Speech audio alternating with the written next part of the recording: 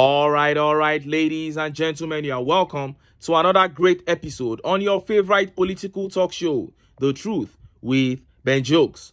Now, yesterday I was talking about IPOB confronting Enugu State Governor for his plans to settle Fulani herders in Umbu community in Enugu State. Today, the governor of Edo State, Governor Godwin Obaseki, is actually saying no to open grazing in his state. Isn't it suspicious the pressure being mounted on southern governors to give lands out to these herders?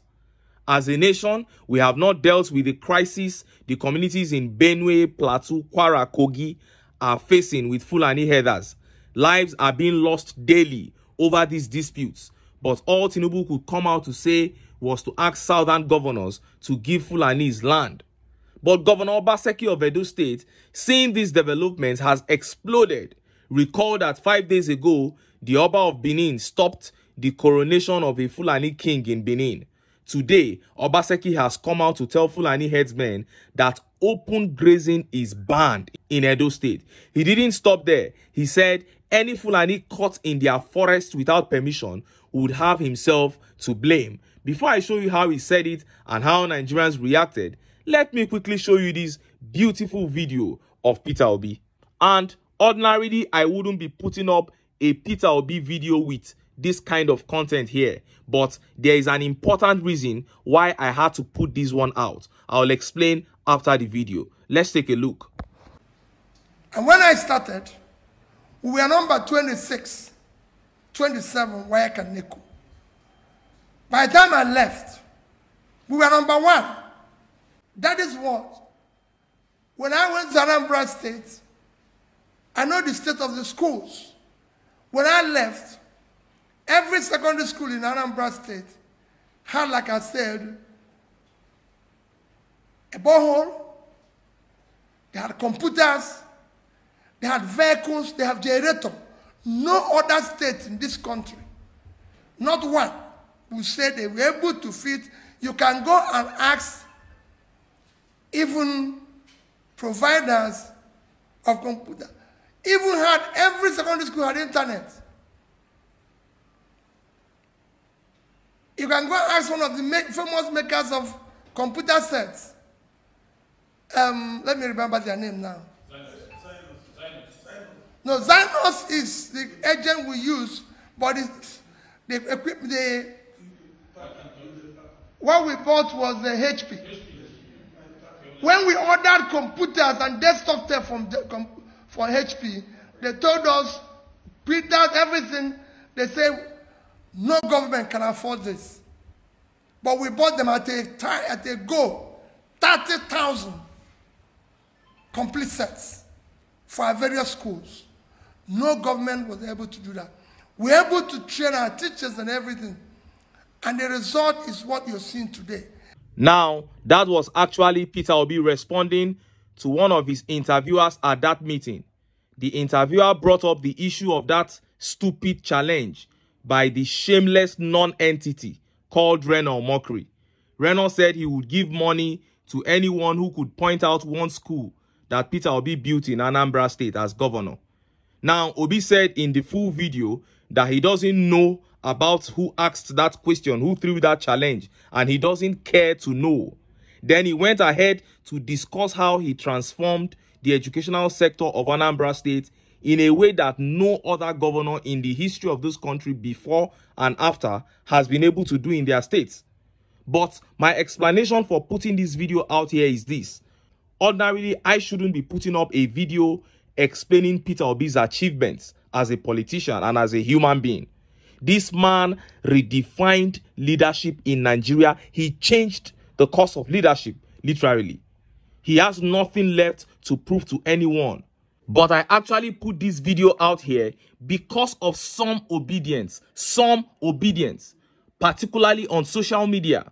Some obedience still respond to write-ups and tweets by Reno Mockery about Peter Obi. You people are the ones making Reno relevant. If you ignore him, he will lose his voice. Please ignore Reno Mockery.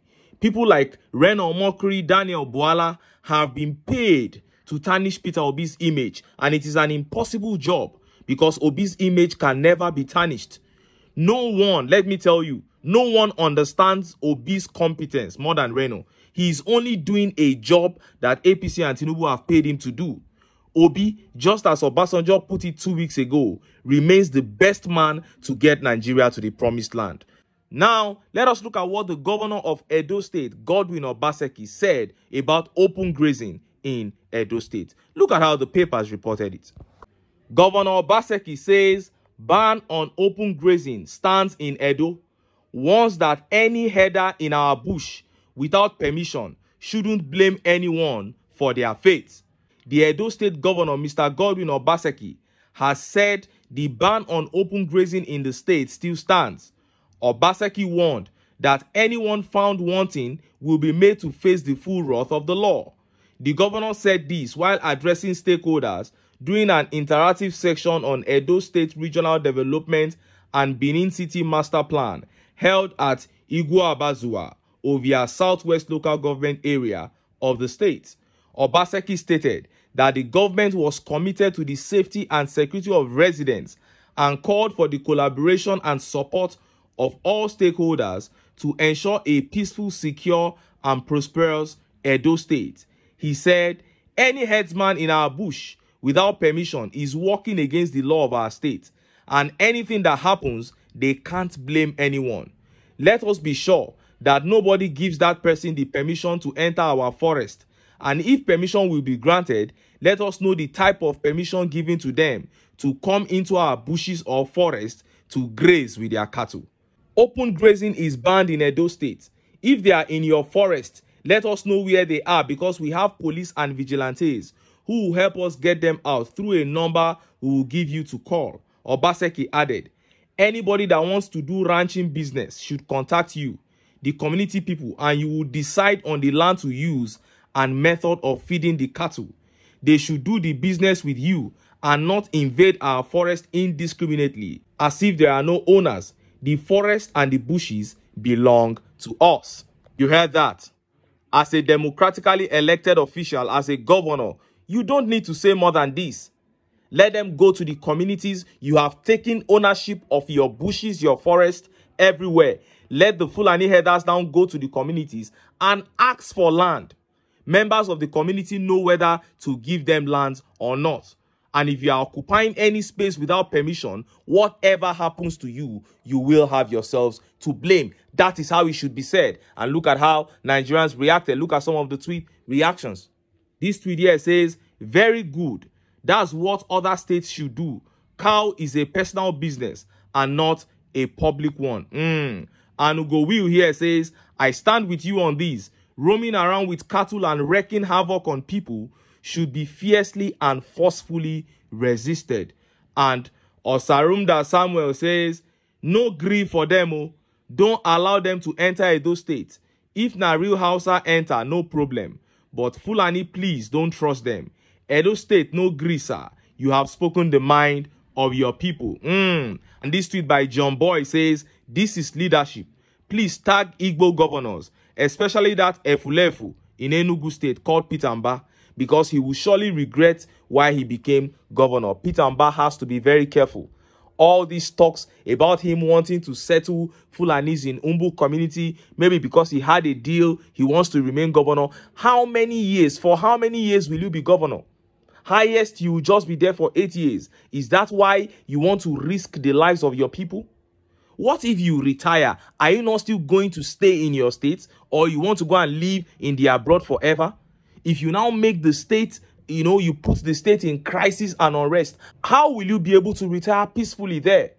There is nothing like home, and there is no other place that one can call home.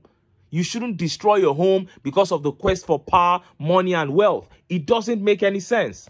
And I admit that any northerner watching might not be happy with this content. You might not be happy with the kind of things you are hearing. But like I always say, if you have superior arguments, please let me know in the comment section.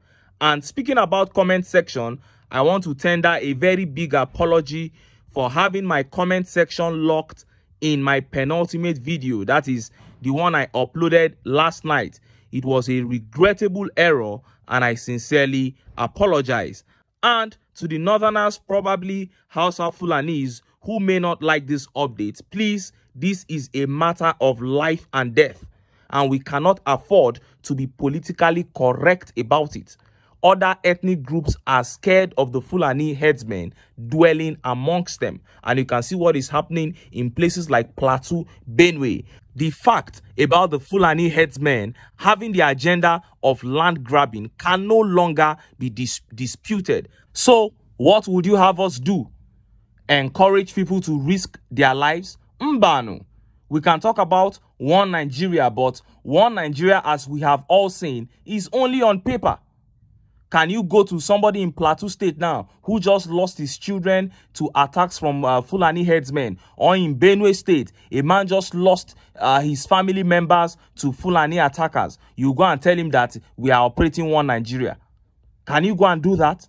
No, people are just trying to be safe. People are trying to live peacefully. And if these guys have not yet grabbed that, if they are still holding on to that age-long agenda of grabbing people's ancestral lands, then people are saying, no, remain on your own. We don't want to live with you. There are vast arable lands in northern Nigeria. The Sambisa forest is there. All those places are there, unoccupied. You people should go there and graze your cattle. And that is the position of southern states for now. Anyway, make I leave am here. Make I still enter town. Make I go get some ogbonge political news wey una go like. Why? Because of una. Now I dey here, so don't go away.